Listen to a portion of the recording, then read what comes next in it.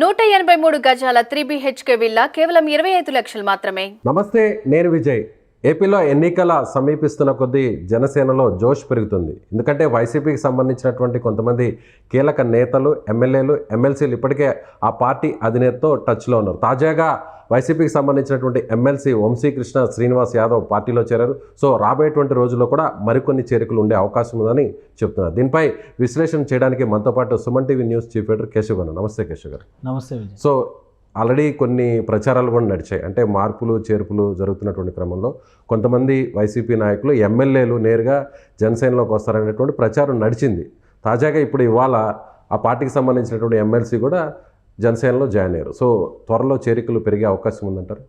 వైసీపీలో గుబులు రేపేటువంటి సందర్భంగా మనం చూడాల్సి ఉంటుంది. అలానే జనసేనకి పునరాగమనం అనమాట. ఈ మాజీ ప్రజారాజ్యం అలానే మాజీ జనసేన లేదా మెగాస్టార్ ఫ్యామిలీకి అత్యంత సన్నిహితులని ఫీల్ అయిన వాళ్ళు లేదా ఆయన అభిమానులు అనుకున్న వాళ్ళందరూ కూడా ఒక్కొక్కరు దారి వెతుక్కుంటున్నటువంటి పరిస్థితి కనిపిస్తుంది. ఇప్పుడు అందులో ఉదాహరణగానే మనం ఈ వంశీకృష్ణ శ్రీనివాస్ యాదవ్ జాయిన్ అవ్వడాన్ని చూడాల్సి ఉంటుంది. ప్రస్తుతం ఎమ్మెల్సీగా ఉన్నాడు, వైజాగ్ సిటీకి సంబంధించిన నాయకుడు కాబట్టి పార్టీలోకి రావడం అనేది కలిసి వచ్చేటువంటి అంశం. జనసేన పార్టీ కూడా స్వాగతించేటువంటి ప్రయత్నం చేస్తుంది. ఇదే కాదు, ఇంకా చాలా ఉన్నాయి. ఇంకా కొంతమంది ఎమ్మెల్యేలు, ఎమ్మెల్సీలు వీళ్ళందరూ కూడా రూట్ మార్చేటువంటి వాతావరణం అయితే ఆంధ్రప్రదేశ్ రాజకీయాల్లో కనిపిస్తుంది. అందుకని అధికార పార్టీ కూడా వేగంగా మార్పులు చేసేటువంటి ప్రయత్నం చేస్తుంది. అభ్యర్థుల విషయంలో వాళ్ళకు ఉన్నటువంటి ఇన్సైడ్ రిపోర్ట్స్ ఏంటనేది మనకు బయటకు తెలియదు కానీ బయట కూడా కొన్ని రిపోర్ట్స్ చలాకీగా తిరుగుతూ ఉంటాయి కదా బయట అంతా కూడా. అలా హల్చల్ చేస్తున్నటువంటి రిపోర్ట్స్ ఆధారంగా కనుక మనం చూస్తే చాలా చోట్ల అధికార పార్టీ సిట్టింగ్లకి మార్చేటువంటి ప్రయత్నం చేస్తుంది.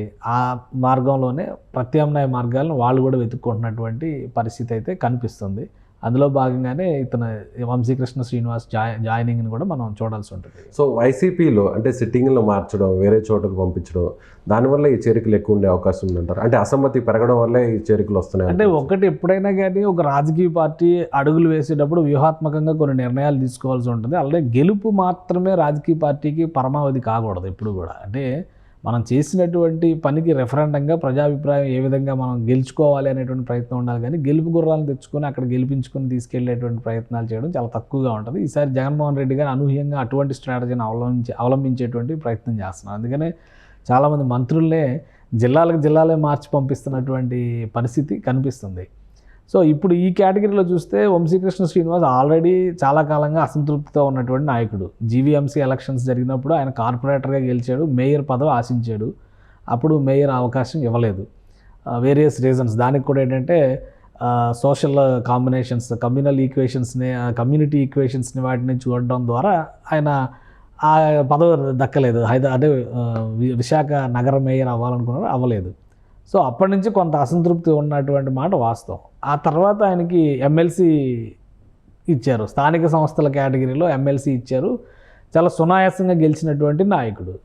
ఇప్పుడు ఎమ్మెల్యే పదవి వచ్చేటువంటి అవకాశం లేదు కాబట్టి ఆ ప్రత్యామ్నాయ మార్గం. ఇంకోటి, కోలా గురువులు ఇప్పుడు ప్రజెంట్ పార్టీ జిల్లా అధ్యక్షుడిగా ఉన్నారు. ఆయన ఒకప్పుడు ప్రజారాజ్యం పార్టీ నుంచి వచ్చిన ఆయన వెళ్ళి రాత్రంతా సంప్రదింపులు జరిపినా కానీ బుధవారం చూసుకుందాం అనేటువంటి మాట చెప్పారు. బుధవారం వెళ్ళి పవన్ కళ్యాణ్తో మాట్లాడి పార్టీలో జాయిన్ అయిపోయారు.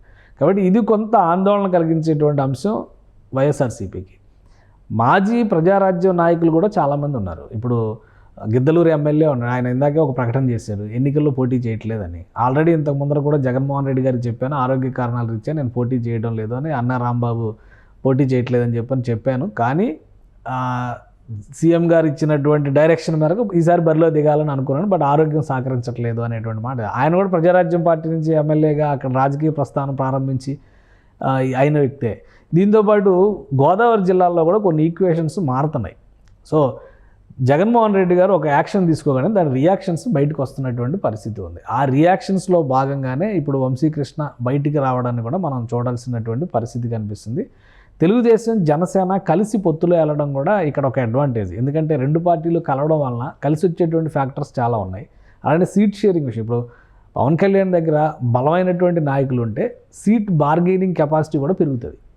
30 వచ్చే చోట 40 అడగొచ్చు, 40 వచ్చే చోట 50 అడగొచ్చు. అసలు లీడర్షిప్ వ్యాక్యూమ్ ఉన్నప్పుడు పవన్ కళ్యాణ్ ఎన్ని సీట్లు అడిగినా కానీ అవతల పార్టీ కన్సిడర్ చేసేటువంటి అవకాశం ఉండదు. అందుకనే ఇప్పుడు వేగంగా జాయినింగ్స్, ఒకటి కాదు, ఈ మధ్య చాలా జాయినింగ్స్ జనసేన పార్టీలో వరుసగా జరుగుతూ ఉన్నాయి. అది కూడా ఎక్కువ మంది విశాఖలో ఉన్నటువంటి వైసీపీ క్యాడర్ నుంచే ఎక్కువ వస్తున్నాయి. ఇప్పుడు ఈయనకి గాజువాక టికెట్ ఇస్తారనేటువంటి హామీ ఇచ్చారని అంతర్గతంగా జనసేనలో ఒక డిస్కషన్ జరుగుతుంది.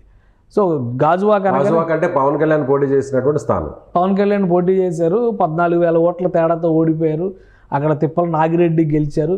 కానీ తిప్పల నాగిరెడ్డి కొడుకు అక్కడ ప్రస్తుతం నియోజకవర్గ ఇన్ఛార్జిగా ఉంటే ఆయన కూడా మారుస్తున్నారనేటువంటి ఒక డిస్కషన్ జరిగింది. ఆ క్రమంలోనే ఆయన ఫోన్ స్విచ్ ఆఫ్ చేసుకుని ఎవరికి దొరకకుండా ప్రచారం జరిగింది. మళ్ళీ తర్వాత పార్టీ దాని దిద్దుబాటు చర్యలు మొదలుపెట్టిన తర్వాత మళ్ళీ వాళ్ళు వచ్చి క్లారిటీ ఇచ్చారు, మేమే లేదు వేరే ఏదో పని మీద వెళ్ళాము, అక్కడ సిగ్నల్ లేదు, నాట్ రీచబుల్లో ఉన్నాం ఏదో క్లారిటీ ఇచ్చారు.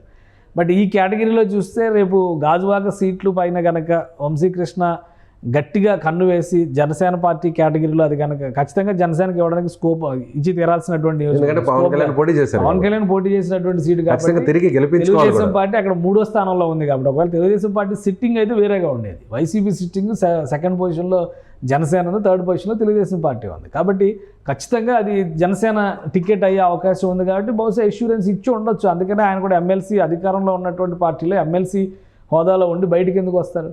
కాబట్టి పక్కాగా గాజువాక క్యాండిడేట్గా ఆయన బరిలోకి దిగడానికైతే నాకైతే ఎలాంటి డౌట్ కనిపించట్లేదు. అందులో ఆ హామీతోనే ఆయన జనసేన పార్టీలోకి వచ్చారు. అలానే మిగతా చోట్ల కూడా చాలా ఇప్పుడు పిఠాపురంలో సేమ్ అలాంటి డిస్కషన్ ఒకటి జరుగుతుంది. పిఠాపురం ఎమ్మెల్యే కూడా బయటకు వచ్చేటువంటి దొరబాబు బయటకు వచ్చేటువంటి ఆలోచన చేస్తున్నారు. ఆయన కూడా ఏదో డిస్కషన్స్లో ఉన్నాడు. అలానే గోదావరి జిల్లాలో ఇంకొక 4-5 సీట్లు ఇప్పుడు ఎందుకంటే ఒక ఈక్వేషన్ను బ్రేకప్ చేయాలనేటువంటి ఆలోచనతో వైఎస్ఆర్సీపీ పావులు కాదు ముద్రగడ కుటుంబం ఏదో వస్తే కనుక కాపు కమ్యూనిటీలో నిట్ట నిలువున చీలికి వస్తుంది, పవన్ కళ్యాణ్ని ఏకాకిం చేయొచ్చు అని ఇట్లాంటి స్ట్రాటజీస్ అమలు చేయాలనుకుంటున్నట్టుగా ఒక ప్రచారం జరుగుతుంది. రెండో వైపు నుంచి దాన్ని కౌంటర్ చేసేటువంటి వ్యూహం ఖచ్చితంగా జనసేన కూడా అమలు చేయాల్సినటువంటి అవసరం ఉంటుంది కదా, దాన్ని తెలుగుదేశం పార్టీ కూడా సహకరించాల్సిన పరిస్థితి ఉంటుంది కదా. సో అలాంటి ఈక్వేషన్ అక్కడ జరుగుతుంది. ఆ క్రమంలో మరికొన్ని మార్పులు చేర్పులు ఉభయ గోదావరి జిల్లాల్లో జరిగేటువంటి అవకాశం కనిపిస్తుంది. ఇప్పుడు ఈ చేరిక ఇక్కడతోనే ఆగిపోయేటువంటిదిగా మనం చూడడానికి అవకాశం లేదు. ఇంకెవరెవరు వస్తారో కూడా చాలామంది ఎమ్మెల్యేలు ఇప్పుడు మదనపల్లి ఎమ్మెల్యే ఇవాళ పూర్తిగా అసహనంతో ఉన్నాడు. ఆయన పార్టీ కార్యక్రమాలు ఆల్రెడీ తాడేపల్లి ప్యాలెస్కి పిలిచారు. తాడేపల్లిలో క్లాస్ స్పీకరు సీఎం ఎదురుగా ఆయన అటెండ్ అయ్యారు. పెద్దిరెడ్డి రామచంద్రారెడ్డి గారు కూడా ఏమీ చేయలేని పరిస్థితులు, ఎందుకంటే ఆయన పెద్దిరెడ్డి వర్గం, అలాంటి వ్యక్తికి టికెట్ ఇవ్వరు అనే ప్రచారం జరుగుతుంది. సో ఇట్లాంటివి జరిగినప్పుడు ఏంటంటే వీళ్ళందరూ కూడా చాప కింద నీరులాగా విస్తరిస్తూ పోయేటువంటి అవకాశం ఉంటుంది. ఈ అసంతృప్తిని ఏ విధంగా నియంత్రిస్తారు, అందరూ కలిసి ఎలా పనిచేస్తారు? ఇప్పుడు ఆదిమూలం సురేష్ మంత్రి ఆయన సొంత నియోజకవర్గం వదిలేసి ఇంకోటి ప్రకాశం జిల్లాలో నియోజకవర్గం కేటాయించారు. అక్కడ తిరుగుబాటు మొదలవుతున్నటువంటి పరిస్థితి ఉంది. సో వీటన్నిటిని ఎలాగ బ్యాలెన్స్ చేస్తారు జగన్మోహన్ రెడ్డి తన పార్టీలో అనేది ఒకటి. పాత పరిచయాలను పునరుద్ధరించుకొని మళ్ళీ ఇలాంటి జరిగేటువంటి పునరాగమనాలను ఏ విధంగా నియంత్రిస్తారనేది రెండోది. ప్లస్ 2 పార్టీలు కలిసి బరిలో దిగుతున్నటువంటి నేపథ్యంలో ఈయన పెట్టుకున్నటువంటి టార్గెట్ 175 అనేది 175 లేదా అధికారం రావడం కోసమే ఈ ఇంజనీరింగ్ అంతా జరుగుతుందా అనేది కూడా మనం ఆలోచించాల్సినటువంటి విషయం. రాబోయే రోజుల్లో ఇంకా అనేక ఆసక్తికరమైనటువంటి మలుపులు జరగడానికైతే ఆస్కారం ఉంది ఆంధ్రప్రదేశ్ రాజకీయాలు, అదైతే స్పష్టంగా కనిపిస్తుంది. అలాగే YCP already selection process start చేసేసింది, చాలా చోట్ల అభ్యర్థులు కూడా డిసైడ్ చేసింది. అయితే అక్కడి నుంచి వచ్చేటువంటి అసమ్మతివాదులు ఎవరైతే పార్టీలోకి వస్తారో ఆ తర్వాత ఇక్కడ సెలక్షన్ ప్రాసెస్ స్టార్ట్ చేద్దామని టీడీపీ జనసేన వేచి చూసే ధోరణిలో ఉందనుకోవచ్చా? అంటే అది కరెక్ట్ స్ట్రాటజీ కాదు. ఒకవేళ అలా వేచి చూసే ధోరణిలో ఉంటే కనుక అది చాలా నెగిటివ్ రిజల్ట్స్ తీసుకొచ్చేటువంటి స్ట్రాటజీ కింద మనం చూడాల్సి ఉంటుంది. ఎందుకంటే అధికార పార్టీకి ఎప్పుడూ ఒక అడ్వాంటేజ్ ఉంటుంది. మెజారిటీ సీట్లలో ఆల్రెడీ సిట్టింగ్లు ఉంటారు కాబట్టి ఆ బలాన్ని కంటిన్యూ చేయడానికి అవకాశం ఉంటుంది. రెండోది ఏంటంటే ఎక్కడైతే పార్టీ గెలిచినటువంటి స్థానాలు లేవో ఆ స్థానాల్లో ఆల్రెడీ ఇన్ఛార్జీలు ఉంటారు. అధికారంలో ఉండేది ఈ పార్టీ కాబట్టి ఆ ఇన్ఛార్జీలు యాక్టివ్గా ఉంటారు. ప్రతిపక్షంలో ఉన్న ఇన్ఛార్జీల కంటే కూడా అధికార పార్టీలో ఉన్నటువంటి నియోజకవర్గ ఇన్ఛార్జీలు ఇంకొంచెం యాక్టివ్గా ఉండడానికి అవకాశం ఉంటుంది. సో క్యాండిడేట్ సెలక్షన్కి పెద్ద టైం పట్టదు, కానీ టైం ఎక్కువ తీసుకునే అవకాశం ఉండేది విపక్షాలకి. వాళ్ళు అక్కడి నుంచి అక్కడే చెల్లు అదే అన్నారు కదా, చల్లని నాణ్యాలని పక్కన పెడితే చంద్రబాబు నాయుడు అదే మాట్లాడారు, మళ్ళీ తీసుకొచ్చి మేము ఎందుకు నెత్తిన పెట్టుకుంటాం అన్నారు కదా. బట్ కొంతమంది ఉంటారు, వాళ్ళు ఏంటంటే సామాజిక వర్గ ఈక్వేషన్ పరంగా కావచ్చు, లేదంటే లోకల్గా పలుకుబడి ఉన్నటువంటి బలమైనటువంటి రాజకీయ చాతుర్యం కలిగినటువంటి నాయకులు అయి ఉండొచ్చు. అట్లాంటి వాళ్ళని తీసుకోవడంలో పెద్ద కష్టమైనటువంటి క్లిష్టమైనటువంటి పరిస్థితి ఉండదు. ఎందుకంటే ఇప్పుడు ఈ వంశీకృష్ణ అనే ఒక ఉదాహరణగా తీసుకుందాం. ఎమ్మెల్సీగా ఉన్నాడు, కార్పొరేటర్గా గెలిచాడు, మేయర్ అవ్వాల్సినాడు, అక్కడ కులం ఈక్వేషన్స్లో పోయినటువంటి పరిస్థితి. అలాంటిది ఇప్పుడు ఆయన వచ్చి ఈ పార్టీలోకి వస్తున్నాడంటే ప్లస్ అన్నిటికీ మించి పూర్వపు ప్రజారాజ్యం తురుపు మొక్క కాబట్టి వీళ్ళు వెంటనే కలుపుకోవడానికి అవకాశం ఉండేటువంటి ఇలాంటి ఫ్యాక్టర్స్ని తెచ్చుకోవడానికి స్కోప్ ఉంటుంది. అక్కడ ఉండి కూడా ఇప్పుడు ఆయనకి టికెట్ రాదు. అక్కడ టికెట్ ఉన్న వాళ్ళతోనే కొట్లాటలు పంచాయతీలు జరుగుతుంది. ఇప్పుడు ఆ తిప్పల నాగిరెడ్డికి ఇస్తారా, వాళ్ళ అబ్బాయికి ఇస్తారా, లేదా వీళ్ళిద్దరు కాకుండా ఇంకొకరిని ఎవరైనా ఇన్ఛార్జిగా తెస్తారు, అమర్నాథ్ గారు మంత్రి అమర్నాథ్ గారు ఎవరైనా రికమెండ్ చేస్తున్నారు, ఆల్రెడీ ఆయన జీవీఎంసీలో కార్పొరేటర్గా ఉన్నారు, ఇట్లా పేర్లు ప్రస్తావనలు జరుగుతూ ఉన్నాయి. సో అక్కడ క్లారిటీ, సిట్టింగ్కే క్లారిటీ లేనప్పుడు అక్కడ కూర్చొని ఆయన ఏం చేస్తారు, ఆ నియోజకవర్గం అది ఇక్కడ ఎష్యూరెన్స్ వస్తుంది కాబట్టి ఒక దారి చూసుకునేటువంటి ప్రయత్నం చేస్తారు. ఒకవేళ ఇలా వచ్చిన వాళ్ళందరూ తెచ్చుకొని మనం గెలిచేద్దామని అనుకుంటే కనుక అది వైఫల్యం అయ్యేకి దారి తీసేటువంటి అవకాశం ఎక్కువ ఉంటుంది. అందుకనే జనసేనకి టీడీపీకి కూడా ఇప్పుడు ఏంటంటే ఇద్దరూ కలిసి 175 నియోజకవర్గాలను పంచుకోవాల్సినటువంటి పరిస్థితి. అదే నియోజకవర్గాల్లో బలమైనటువంటి ప్రాతినిధ్యం ఉన్న నాయకత్వాన్ని కాపాడుకోవాల్సినటువంటి పరిస్థితి. ఇప్పటివరకు అధికారంలో లేని క్రమంలో పోరాడినటువంటి శ్రేణులను దూరం పెట్టి మళ్ళీ ఈ ఇంపోర్టెడ్ పొలిటీషియన్స్ని కనుక తీసుకొచ్చి పెట్టుకుంటే కనుక నష్టపోయేది ఆ పార్టీలే అవుతాయి. అందుకని వేచి చూసే ధోరణి అనేది ఎవరో ఒకరిద్దరికి మినహాయింపులు ఉండొచ్చేమో కానీ అందరికీ ఉండేటువంటి అవకాశం అయితే ఉండదు. అందుకని ఇప్పుడు రెంటికి చెడ్డ రేవడగా మారిన వాళ్ళు కొంతమంది ఉన్నారు. పార్టీలు మారిన తర్వాత టికెట్ రాదు అని చాలా క్లియర్గా చెప్పేస్తున్నారు. ఇప్పుడు జనసేనకు ఒకే ఒక ఎమ్మెల్యే రాపాక వరప్రసాద్ రాజోల నుంచి రిప్రజెంట్ చేసి ఆయనకి ఈసారి టికెట్ ఇవ్వమనేటువంటి మాట మొహం మీదే చెప్పేశారనేది వైరల్ అవుతున్నటువంటి మాట. అక్కడ ఎవరిని దింపుతారు, ఆ దింపబోయేటువంటి వ్యక్తి ఎలా ఉంటాడు? ఇప్పుడు వీళ్ళందరూ ఏం చేస్తారు, ఆయన జనసేనలోకి రాలేడు, టీడీపీలోకి అసలు వెళ్ళే అవకాశమే లేదు. కాబట్టి ఏంటి, ఒకవేళ అధికారంలోకి వస్తే ఏదన్నా పదవి ఇస్తారని ఆశగా ఎదురు చూడటం కంటే కూడా వాళ్ళకి వేరే మార్గం లేదు. అలాంటి వాళ్ళని పిలిచి మళ్ళీ టికెట్ ఇస్తాం అనేటువంటి పరిస్థితి జనసేనలో కానీ టీడీపీలో కానీ ఉండే అవకాశం కూడా లేదు. కాబట్టి ఈ ఎదురు చూపులు కొంతమందికి మాత్రమే, మినహాయింపు ఉన్నటువంటి నాయకులు కొంతమంది ఉన్నారు. అలాంటి వాళ్ళని తెచ్చుకోవడానికైతే కొంత సంప్రదింపులు అంతర్గతంగా జరుగుతున్న మాట వాస్తవం. టచ్లో ఉండేటువంటి అది ఒక 10% 15% ఉండొచ్చు. కానీ మళ్ళీ వాళ్ళందరినీ దిగుమతి చేసుకునే ఇంకా కష్టాలు కొని తెచ్చుకునేటువంటి ప్రయత్నం చేయకపోవచ్చని అనుకుంటున్నాను నేను. Right sir, thank you so much. So Janasena పార్టీలోకి ఇప్పటికే రావడానికి చాలామంది నాయకులు కూడా సిద్ధంగా ఉన్నారు. ముఖ్యంగా ఉత్తరాంధ్ర అలాగే గోదావరి జిల్లాల నుంచి కూడా పెద్ద ఎత్తున పార్టీలో చేరడానికి నాయకులు జనసేన పార్టీ అధినేతతో టచ్లో ఉన్నారు. ఇదే జరిగితే వచ్చేటువంటి ఎన్నికల్లో కూటమిలో టీడీపీతో కూడా సీట్ల సంఖ్యను కూడా ఎక్కువగా డిమాండ్ చేయడానికి జనసేనకు ఒక అవకాశం లభిస్తుందని కేశవ్ గారు చెప్తున్నారు. Thank you so much.